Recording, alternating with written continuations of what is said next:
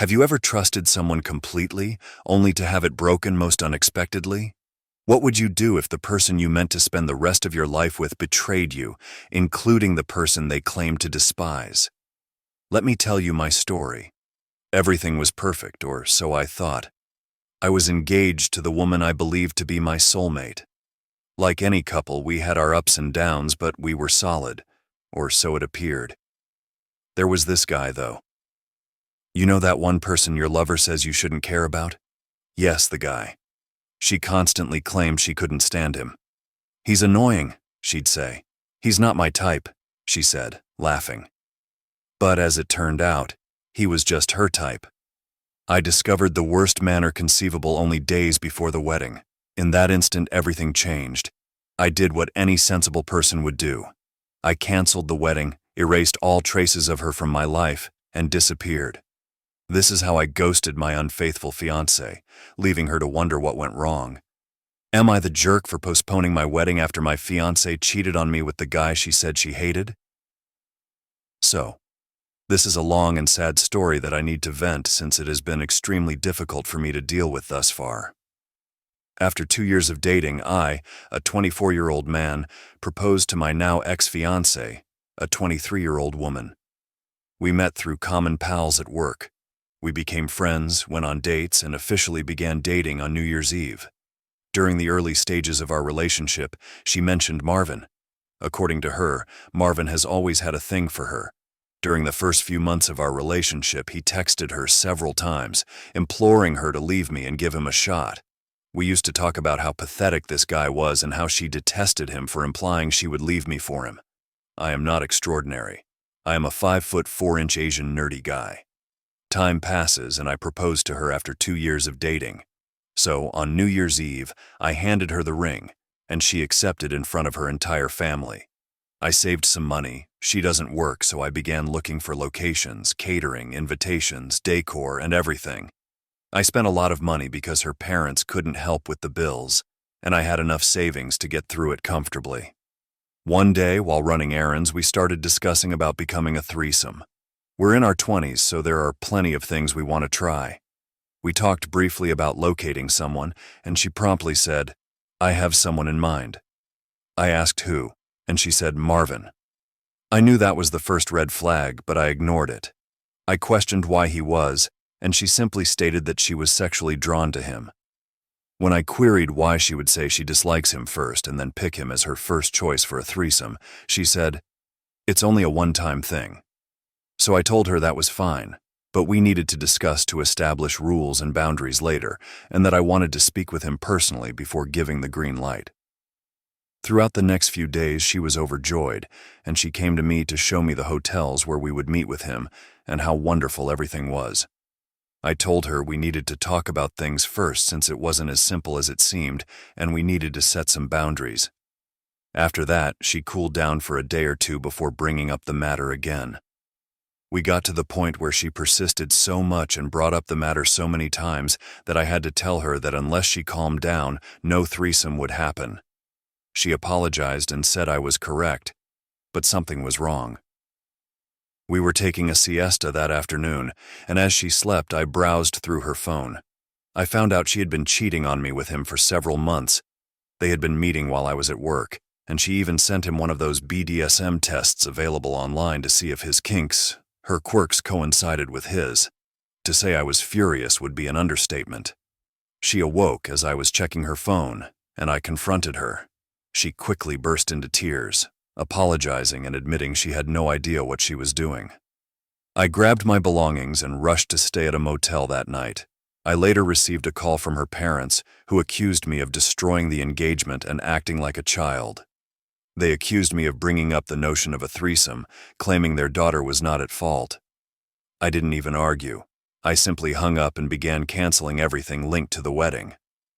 The next day, she called again, apologizing and imploring me to return. Her entire family lit up my phone, sending messages encouraging me to man up and arguing that I was the one who was overreacting by canceling the engagement. Now I can't help but wonder, was I foolish to cancel everything? The feedback I've received has reassured me that I wasn't. Here's what some folks said. A single person said, Just tell her family it's their fault for never teaching her how to count. How else did she get having a threesome so wrong? Another individual said, she probably told her family that you brought up the threesome and didn't mention the fact that she had been cheating on you for months. You should just send them one last text. She has been cheating on me for months. My decision is final. Stop texting me. Then block them. Finding out that she was cheating on me, especially after we had planned a future together, was heartbreaking. I had spent so much in our relationship, emotionally, financially, and mentally. I thought we were starting a life together, and the betrayal hurt more than I could have imagined. It wasn't just the adultery.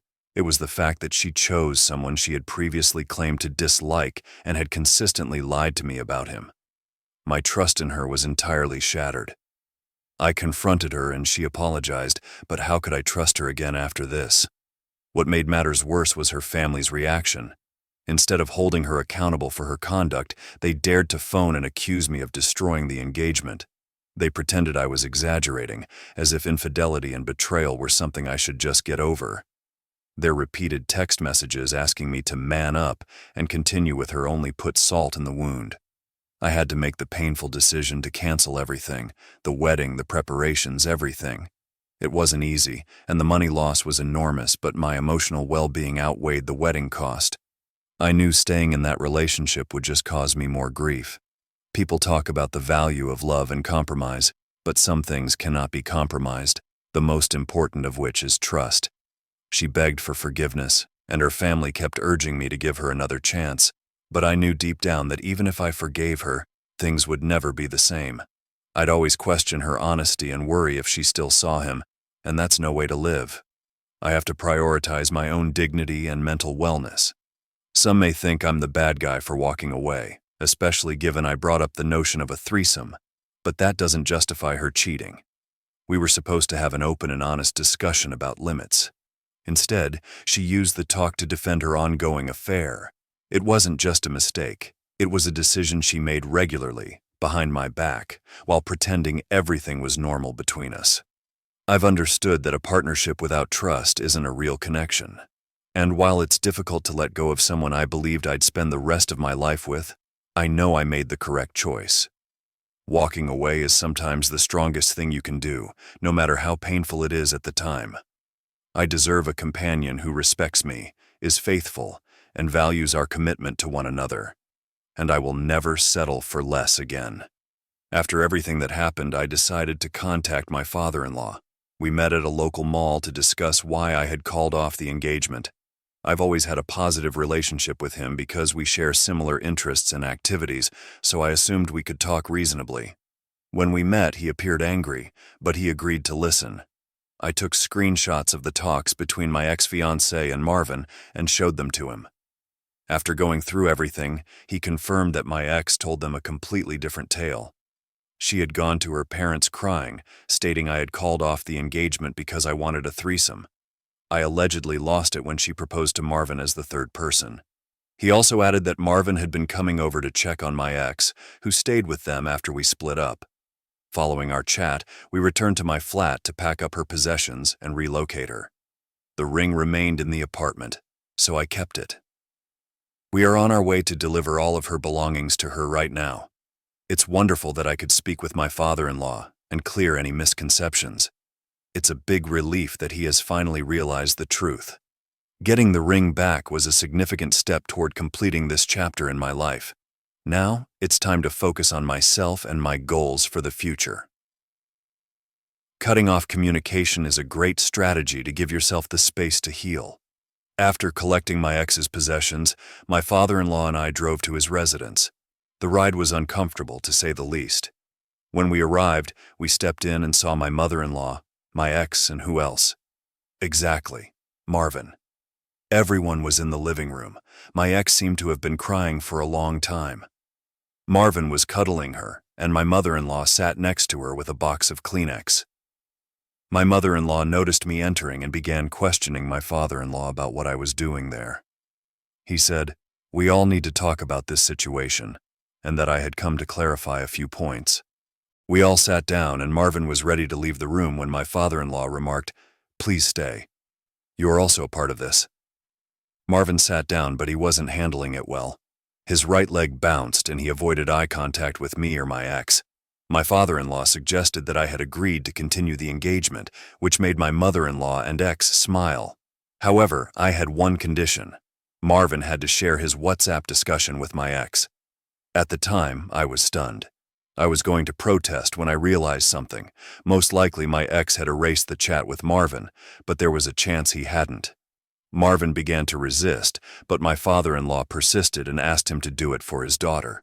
My ex and Marvin exchanged glances, but my mother-in-law remained silent, focusing on my father-in-law. Marvin finally rose up and went without saying anything else. My ex started crying again, and my father-in-law urged her to stop. He said I showed him screenshots of their chat and that he was disappointed to have raised a cheater. My mother-in-law couldn't believe it, so I showed her the screenshots. They both screamed at my ex, wondering how she could do such a thing while also lying to them. Ultimately, my father-in-law went to unload her items in the driveway and informed her she needed to find another place to stay since she was no longer welcome there. Father-in-law apologized and said he wanted to keep in touch to ensure I was okay. I returned home feeling empty. I won't lie. I believe the adrenaline was wearing off. I received one call from my ex, but I did not answer. I blocked the phone and instructed security at my building to trespass if she came by. I wrote about what happened on Facebook and Instagram, including screenshots of the chat to guarantee she couldn't misrepresent the issue to friends and family. I will get most of my money back after canceling the venue, food, and other expenses. Therefore, I plan to relocate to another state. I had several STD tests done, and I am clean. I'll be selling the ring to repay my investment. Seeing my ex and Marvin together was difficult. Still, I'm grateful that my father-in-law supported me and faced the matter head-on. Moving to a new state feels like the fresh start I need, and selling the ring will undoubtedly benefit me financially as I move forward. Right now, I'm focusing on recovering and rediscovering myself, knowing better days are ahead. Thank you to everyone who followed and supported me on this trip. I'll care for myself and keep moving forward. If you want to hear more stories or updates in the future, remember to subscribe and enable notifications. Stay tuned for what happens next.